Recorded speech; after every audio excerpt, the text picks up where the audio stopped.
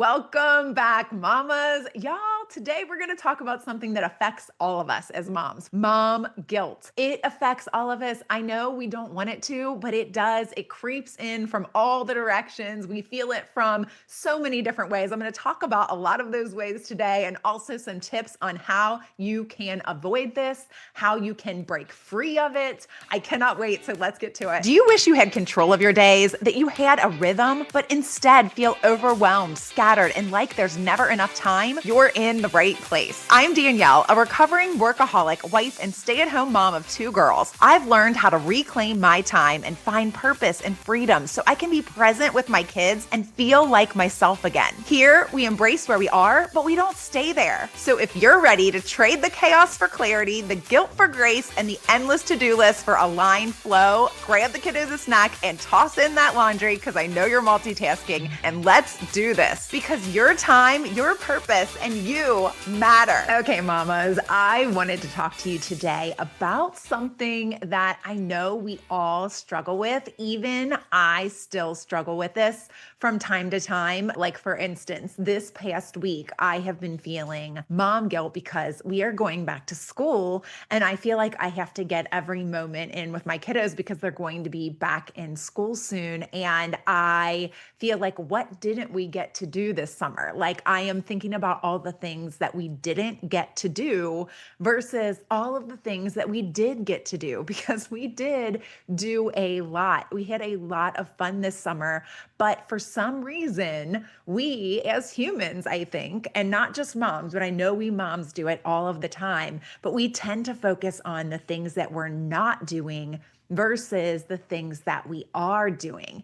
And coming off of the last couple of weeks, and last week especially, with me really digging into you wanting more for yourself, I know this mom guilt feeling so well when I was in that place of wanting more for myself, because I felt guilty, even shameful for wanting more, right? And so I really wanted to speak into this mom guilt feeling today and just eliminate it for you. And I know I won't do that. Like, I am not God and I cannot eliminate that feeling for you. It is going to keep coming up over and over again.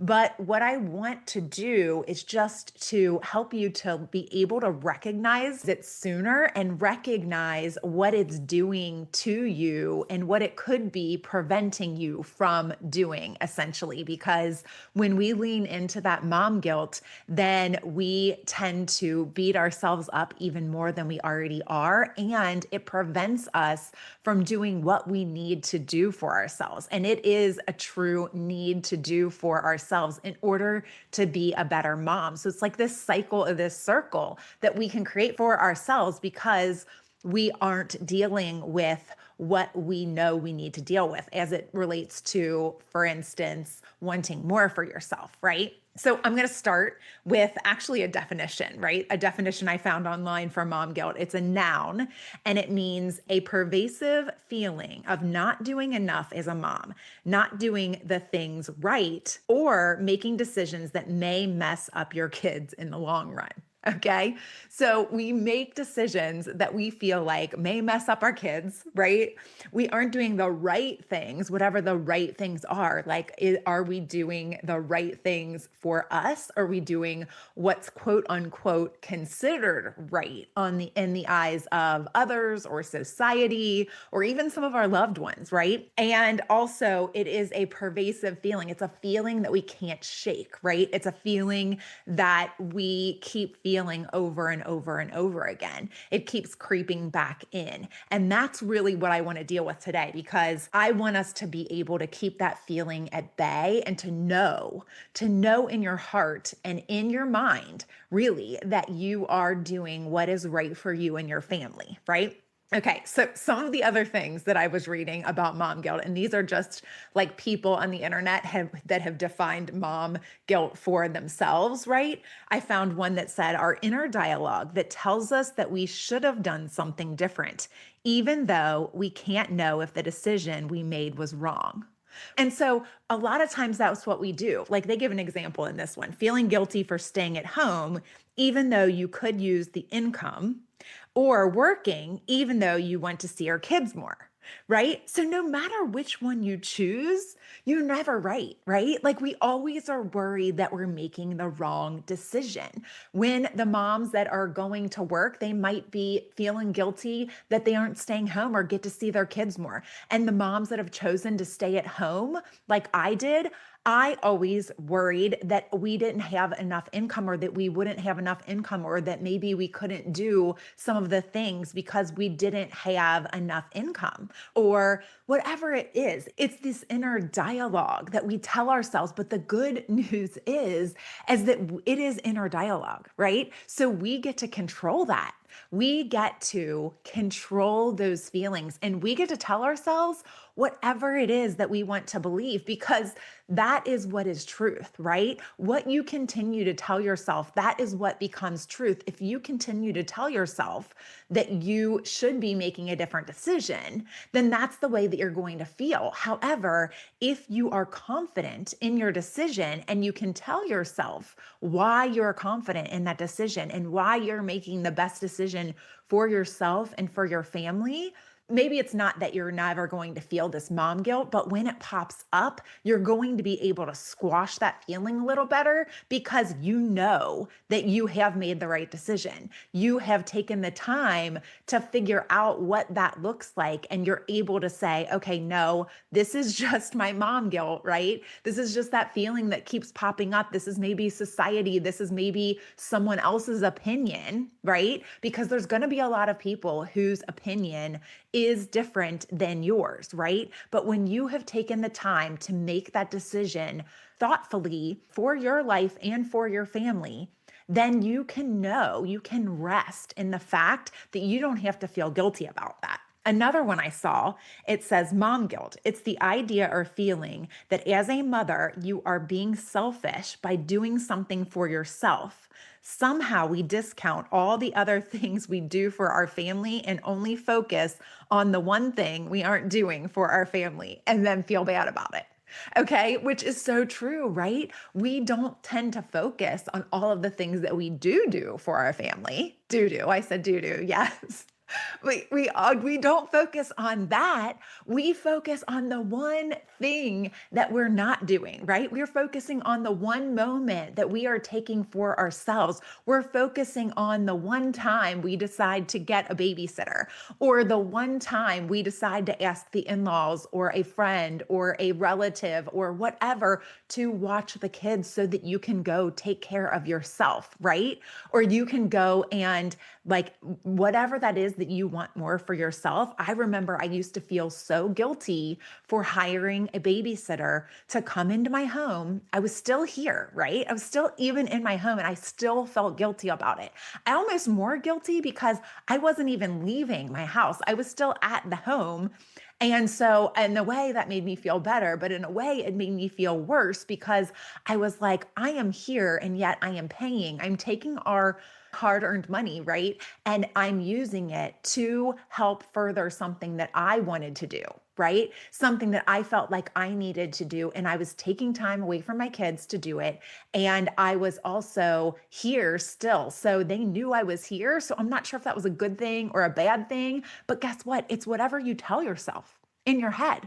Was it a good thing or a bad thing? You know what? I think it was a good thing. Right. And at the time, I obviously thought it was a good thing, but I remember feeling so guilty about it. And I remember I did not, right? Like I did not have the Prioritize Your Purpose coaching program. I did not go through these steps in the right way. I just started doing things and I was feeling this guilt because I had not done the work to know that this was the right decision for me, right? I was just kind of winging it. I was just kind of like, I feel like this is maybe what I should do. And so this is what we're going to try for now.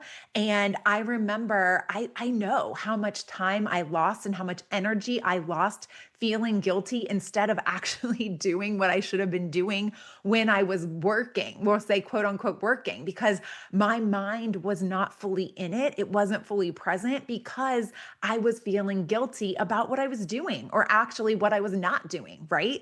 Like So, what you have to do is you have to take the time. This mom guilt can be put at bay if you take the time to prioritize, if you take the time to figure out what is important to you, if you take the time to do the work and figure out what it is that you and your family need, if you take the time to plan.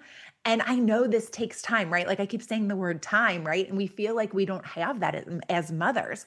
But I am telling you that if you go about things in this way, you will save yourself so much hassle, so much heartache, so much mom guilt, so many emotions, and you will be able to do what you're doing more effectively and efficiently. When you're in the moment, like I remember, I think it was a Katie Couric quote. I should have grabbed it, but it talked about when you're doing the thing that you're doing, you shouldn't be in the other place, right? Like you should, when you're working, you should be working and fully focused there and not thinking about the kids or being at home or whatever. And when you're at home, you shouldn't be thinking about the work, right? When you are doing the thing, the key is to be present. And when you do this work, you're able to do that, right? You're able to do that in a much easier, better, more efficient way and know that you're doing the right thing. And I know sometimes when I was in that place and when you start down the path of the mom guilt,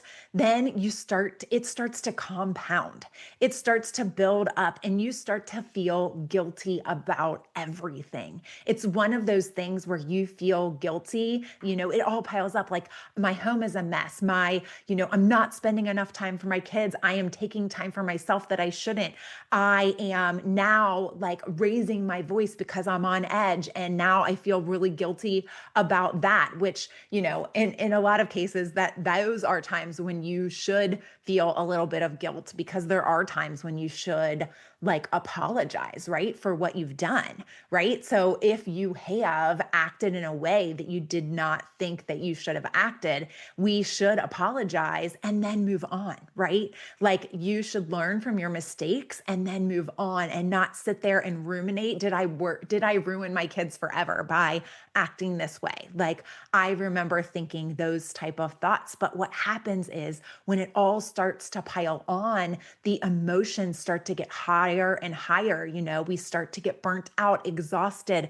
I know I ran myself ragged. I ran myself into the hospital, right? If you've listened a few episodes ago, you know the whole story about what happened there. I was piling on and on and on, and it then starts to get to you in such a way that you can't handle it anymore, right? Like you start to pile it on and on and on, and at some point your body can't handle it. And that is what I do not want to happen to you, right? I want you to be able to know that you are doing what you're called to do. You are doing what you're supposed to be doing. And I started like having these feelings creep in this week about, all the things that I may have missed out on and feeling this mom guilt. And now I can take those feelings and get rid of them a lot quicker because I now have the tools. But I started to remember back and I'm like, this is a perfect time to talk about this because anytime you want more as a mother, anytime you want more, then that's when these feelings are going to creep in. I even remember back when I was pregnant with my number two, right? And I started to feel mom guilt about having another baby. Like I was feeling guilty, number one, that my firstborn was going to have to share all my time and energy and, all of that. But then I also started feeling guilty that maybe I wasn't going to be able to love my second child as much as I had loved my first. Now I laugh at that now, but those were real feelings that I was having in the moment. I did not know if I was going to be able to love my child the way that I loved my first one. And I laugh now because as you know, like if you have more than one kid, it's not something that you're even able to control. You just love that child. There is no like, I can't rank my love, right? Like there's no less than love. It's just, it's it's all consuming, right? Like we love these kids more than anything in the world. And because you have one doesn't mean you're going to love the second one any less, right? It's just it's infinite. I don't know how to explain it. And if you're a mom, I know you know what I'm talking about, especially if you're a mom of more than one child. But if you are a mom of one child and you are worried about that in any way, shape, or form, just know it is not something you need to worry about. It just all works out itself, right? Like your body, God wired you this way, right? God loves all of his children equally, right? We are all loved by God. And just like that, you are able to love all of your children equally. When the second one is born, you have so much love for that one. And the first one doesn't take away for that, add to it. Like it doesn't, it's just completely infinite in and of itself.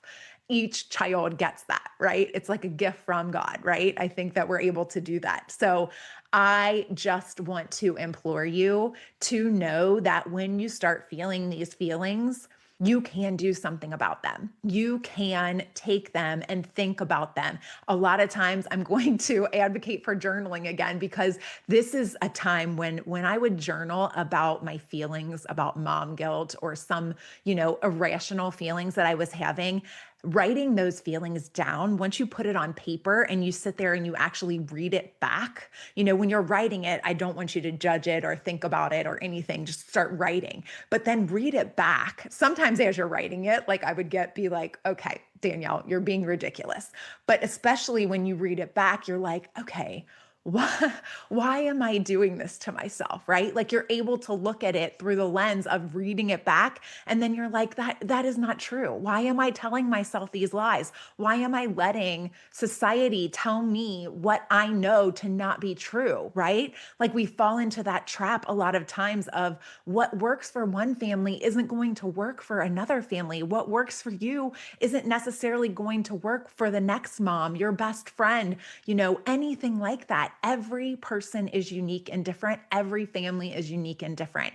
And so just know that you are loved. I want to end with this one quote that I loved from Agatha Christie, and it says, "A mother's love for her child is like nothing else in the world. It knows no law, no pity. It dares all things and crushes down remorselessly all that stands in its path." That is so true for our love of our children, right? And so I don't want you to doubt this, that you love your child, that you are doing the best for yourself, for your child, though. You are doing the best for your child when you put yourself first. I know that sounds counterintuitive, but you are putting them first by taking care of yourself. You are not going to put yourself first, hardly ever, right? But I am telling you that when you need to put yourself first is when you are doing your priorities, when you are figuring out what's important to you. You have to carve out that time to figure out what's important. And I don't just mean to you, I mean to your whole family, right? You figure out what's important to your family, and then you get to know what path you should walk, what you should be doing. And then you're able to take a look at these things that come up that may be making you feel guilty and know that, no, you know what? I am not just putting myself first here. I am putting my family first by focusing on something that I need to do for myself in order to be the best mom, the best wife, and the best person that I can be, the best role model. And that is one thing that has always driven me to do what I do, is that I want to be a role model for my children. I want them to see what I want them to be, right? And I want them to be able to take care of themselves, right? And I want them to be independent. And so if I am dependent on them for my happiness, then that could model that they are going to have to be dependent on something else or someone else for their happiness, right? And that is not what we want. Right? We want them to be dependent on God, if anyone, for your happiness, right? That's who I look to for my happiness. But when I was getting wrapped up in everything of my kids and all of their happiness and whatever was making them happy would make me happy, that's amazing because it's always going to be true. Like I've heard the saying, you're only as happy as your least happy child or something like that. Like I don't even know the saying is, but I can understand why that is. But what I want to implore you is if you had an unhappy child, if you had some child that was struggling with depression or anxiety or whatever it is, wouldn't you want to model for them how you would want them to pull themselves out of it, right? Like if you are in that place because of their unhappiness, how are you going to help them out of it? How are you going to teach them to be who you want them to be, right? Independent and happy in and of themselves if you can't pull yourself out of that. And if we are dependent on our children for our happiness, when we get wrapped up in their lives, this is something that, I don't know, it seems like that is the way to be a good mother. I felt that for a long time. But when I really started to look at it, that is not the way to be the best mom. It isn't. And it was hard. It was a hard pill for me to swallow for a long time. And I didn't realize why I was unhappy the way that I was and what it was missing because I wasn't completely unhappy. I mean, there was definitely a time where I got to be depressed, right? But I'm not talking even about that time. I'm just talking about this feeling, this void, this unsettledness that I was feeling. And it was because I believe that I was putting all of my stock in their well-being, right?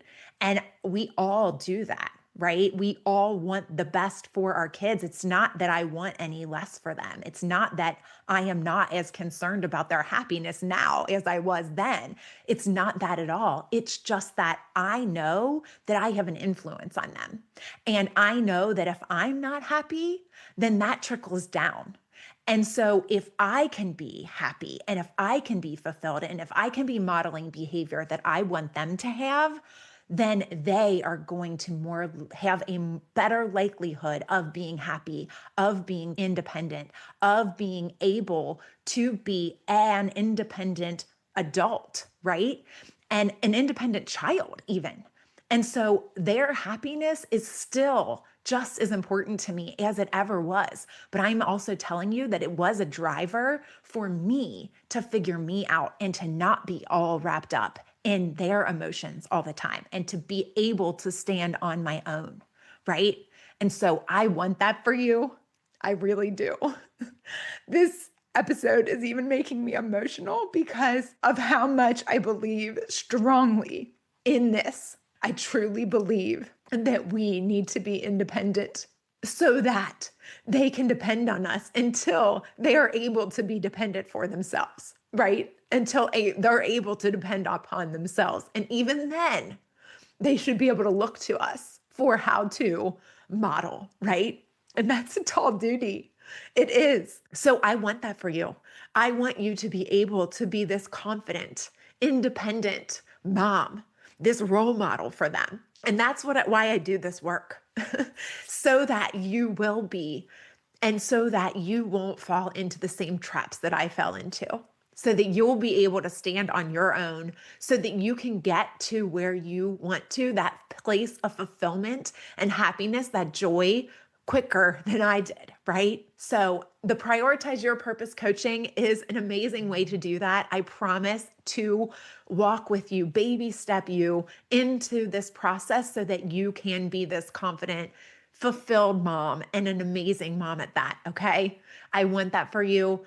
Go to prioritizewithpurpose.com to check out the coaching, join the Facebook group there. You can reach out to me, email me, whether or not you sign up for the Prioritize Your Purpose coaching or not. I am here to help you and inspire you to be the best version of you can be, okay? So until Thursday, y'all. I hope you enjoyed today's episode, Mama. If so, please leave a review on Apple Podcasts and then hit share and send this to a mom who needs this in her day. I'll meet you right here on Thursday. Keep smiling, y'all.